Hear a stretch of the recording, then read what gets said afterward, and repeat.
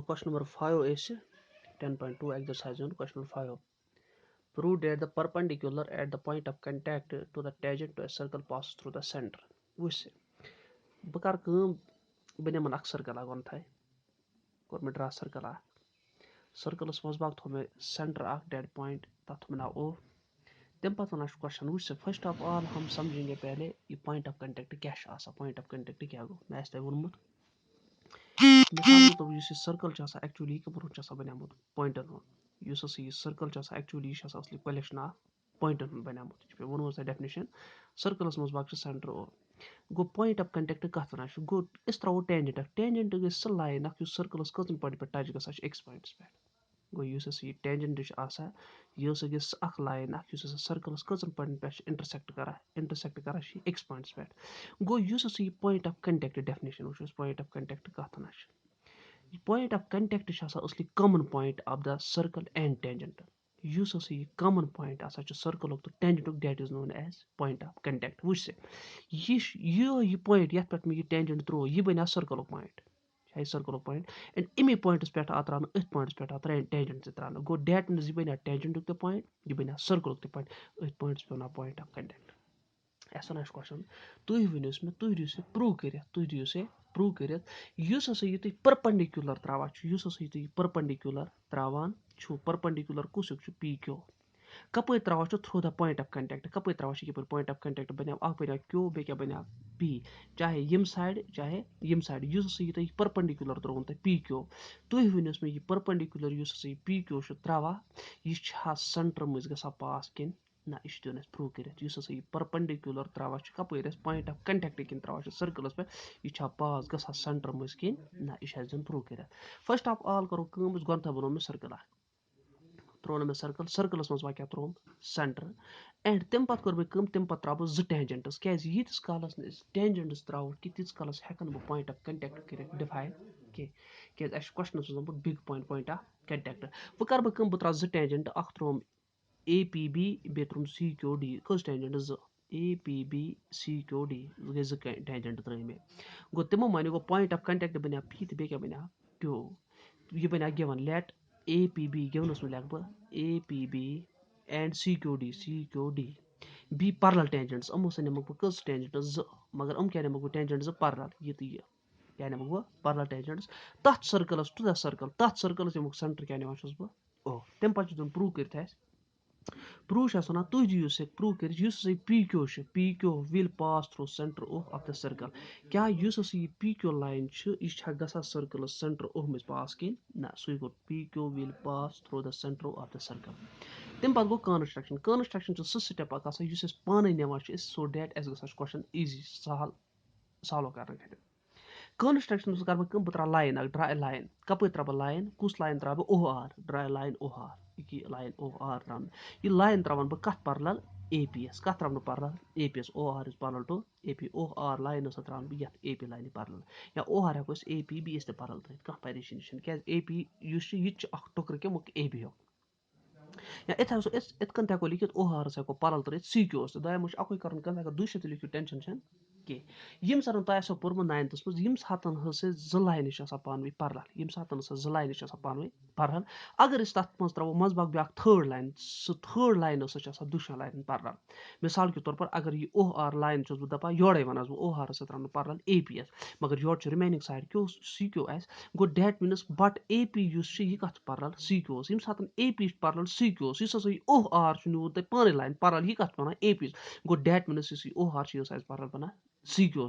क्या बिकॉज यम सात ज लाइन पान पैरेलल थर्ड साइड अगर सह फर्स्ट लाइन पैरेलल गो सही थर्ड लाइन सेकंड लाइन ते पैरेलल यमो पान त्रिशा लाइन तेल पैरेलल तो पोर्मुत 9th मज यम सात ज लाइन पैरेलल यम सात ज लाइन पैरेलल यम सात ज लाइन पैरेलल अगर तथ ट्रांसवर्सल त्रावान गो यह एंगल ट्रांसवर्सलस मज यह एंगल तो यह एंगल गो same sides of the transversal यमो से एंगल्स कप यह एंगल तो यह एंगल ट्रांसवर्सलस तो यह एंगल गो यप यमन एंगलन वन नत वन एलाइड एंगल्स नत वन कंसिक्यूटिव इंटीरियर एंगल्स नत वन एलाइड एंगल्स नत क्या वन कंसिक्यूटिव इंटीरियर एंगल गो अमन सम युस दोन एंगल सम सह 180 डिग्री कत बराबर 180 डिग्री अमन वन एलाइड एंगल्स नत क्या वन कंजिक्यूटिव इंटीरियर एंगल्स गो अमो सह तम एंगल्स यमो सह ट्रांसवर्सल्स कपर सेम साइड किन गो अत वन नत sum of the angles on the same side of transversal सह 180 गो ये एंगल तो ये एंगल सम कत बराबर 180 डिग्री सेम केस हियर अस करो कंस्ट्रक्शन लिख draw a line O R parallel to AP वह कर बह प्रूफ सोज क्या कर बह बह वन ओडे वन यह OR लाइन यह OR लाइन कुछ लाइन यह OR लाइन यह पैरेलल AP पैरेलल AP गो OR लाइन पैरेलल AP ये OR लाइन पैरेलल AP तमो मानि गो तेल वन बह यह एंगल APO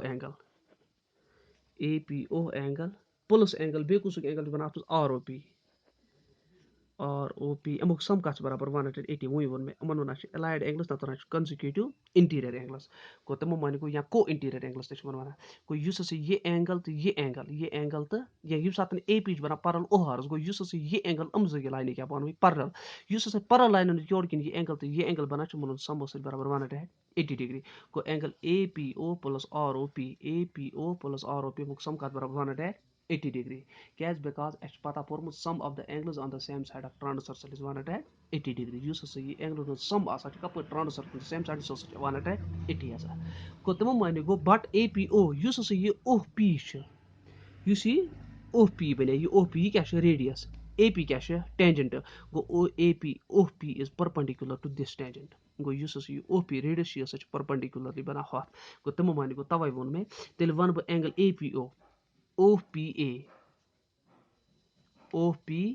या APO यहाँ लिखो APO या OPA ये एंगल कत बराबर 90 डिग्री क्या मुझे लेटर गस ट्रीट कर P इस पर कोता डिग्री बना 90 डिग्री तमो वन गो APO कोता डिग्री बराबर 90 degree plus angle ROP is equal to 180 degree गो तमो वन गो बथा लिखित ROP लेखन बथा पट इज इक्वल टू हुच 180 डिग्री प्लस नमत तमन इज इक्वल टू होड़ क्या बन होड़ किन माइनस गो ROP थो मे ये प्लस 90 कर इज इक्वल टू शॉर्ट किन ट्रांस RHS बन माइनस मगर 180 शॉर्ट किन 180 रोज यथे पे प्लस 90 बन क्या बन माइनस गो तमो वन गो तेल वन बह ROP 170 नमत कस बचे नमत गो डेट मीन एंगल कोता 90 डिग्री गो डेट मीन कुछ एंगल द्रा मे द्रा 90 degree ROP same case here गो ये OR बना पैरेलल CQ ते गो तमो वन गो ये OR यह बना पैरेलल CQ ते ये OR बन पैरेलल CQ ते गो ये एंगल मुक सम कत बराबर 180 डिग्री गो ये OR बना पैरेलल CQ ये एंगल मुक सम कत बराबर 160 ये 90 ये कोता 90 डिग्री गो सिमिलरली बह वन तेल एक पे angle ROQ plus OQC ROQ या CQO एंगल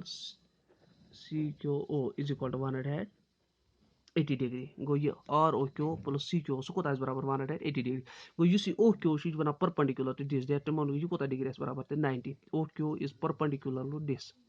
ये क्या लाइन CQ लाइन या CQD लाइन गो ये एंगल कोता बना 90 डिग्री गो तेल माने गो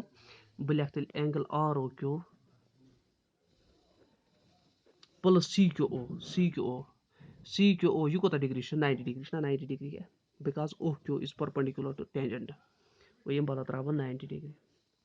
इज इक्वल टू 180 डिग्री गो तमो वन गो तेल हेक बह लिखित एंगल ROQ 160 थो यथे पे प्लस नमत तमन होड़ क्या बन माइनस 90 गो तमो वन गो ROQ एंगल 160 नमत कोता बचा 90 डिग्री समझ आ होता है वैसे वह करो पता बट यह बने मे लाइन PQ क्या बने मे लाइन ये एंगल प्लस ये एंगल लाइन पे PQ क्या बने मे लाइन बने कि PQ लाइन यह एंगल ROP एंगल लाइन पे यह एंगल बे योर किनुक एंगल यह एंगल ROQ ये एंगल मुक सम कत बराबर 180 डिग्री क्या उससे बट ये angle ROP plus angle ROQ अमुक सम सह कर आर ओ पी ते कत बराबर 90 degree plus R O Q सह कत बराबर 90 डिग्री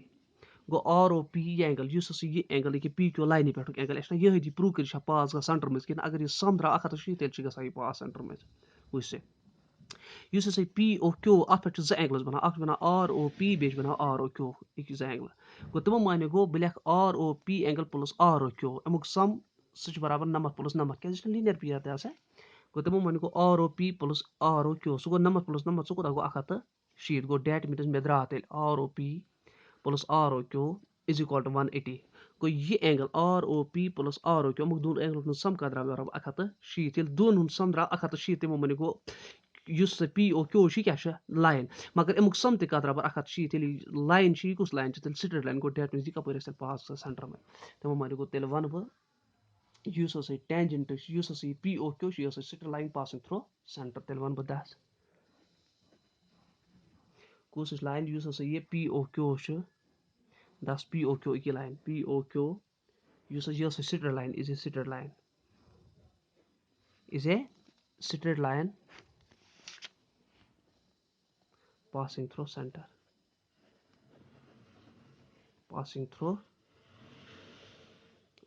ओ गो तमो मानो गो पी ओ क्यू यह सह लाइन स्ट्रेट पास गसान कप सेंटर मज क्या सम क्या द्राव 160 गो यम बाकी ब्या रूल मे बदल तरीक हथ पे सह यो पान समझ सह 9th बेस पे सॉल्व सवाल बाय कॉन्ग्रेंसी सह यो पान समझ दूसरे सहल रूल तत वो समझ